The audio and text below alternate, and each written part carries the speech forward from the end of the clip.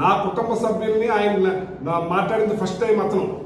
నేను మంత్రిగా ఉన్నప్పుడు నా కొడుకు కూడా ఇవ్వకుండా నా కూతురికి డబ్బు పంపించేస్తాను బెంగళూరు అని చెప్పి నా కూతుర్ని నా కొడుకుని ఎత్తుకున్నది ఆయన.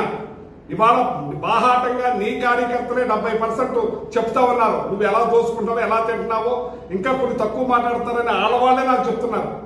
మీరు ఇంకా మాట్లాడాలని, ఇక్కడ గోవుల్ని గేదెల్ని కోసేస్తున్నారండి, దాని మీద బోర్డంత డబ్బు తీసుకుంటున్నాడండి, మా లిక్కర్ షాప్ లో అన్యాయం చేస్తున్నాడండి, మా లిక్కర్ షాప్ లో మొత్తం దారుణంగా దోచుకుంటున్నాడు, రోజు రోజుకి కమిషన్ రావాలని, పంచాయతీ వర్కుల్లో మేము కార్యకర్తలు చేసుకునే దానికి కూడా ఆయన డబ్బు దోచుకుంటున్నాడండి, మమ్మల్ని బతకనిచ్చే పని లేకుండా పోయింది, మమ్మల్ని ఏ పని కూడా మాకు చేయట్లేదు, అక్కడికి వెళ్తుంటే రేపు మాపో చూద్దాం చేద్దాం అంటున్నారు, నీ పని అయితే చెప్పంటున్నారు. నాయకుడిగా ఎదగాలంటే 10 మందిని తీసుకెళ్లి పని చేస్తారు కదా, మేము నాయకుడు అవుతాం, నా పని చేస్తానంటాడు ఏంటంటే, నేను 10 మందితో ఓట్లు వేయించాను, నేను వాళ్ళ పనులు చేయాలి కదా అంటాడు. వాళ్ళు చెప్పిన మాటలు నేనన్ని మాటలు కాదు. 200% అవినీతి ఆరోపణలో గేదెల్ని ఆవుల్ని కోయట్లేదా, అది అవినీతి కాదా? లిక్కర్ షాపుల్లో 4.5 లక్షలు తీసుకున్నది అవినీతి కాదా? ఏదైతే బెల్ట్ షాపుల్లో అన్ని వస్తున్నాయి ఆయన అవినీతి కాదా? ఏదైతే ఇక్కడ ప్యాకాట్లో బాహాటంగా ఆడుతున్నారు అన్ని ఛానల్లోనూ చెప్తున్నారు అది కాదా?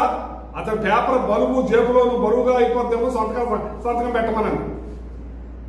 ఇంకా ఏమన్నా సినిమా రిలీజ్ చూపించాలండి. నా కుటుంబ సభ్యులు లాగాడు అతను, గుర్తు చేసుకోమనండి. మీరే ఉన్నారు అప్పుడు, నేను నా కూతురు పంపించేస్తానని చెప్పాడు, నా కొడుక్కి ఇవ్వట్లేదన్నాడు, నాకు స్టీల్ ఫ్యాక్టరీలు ఉన్నాయన్నారు,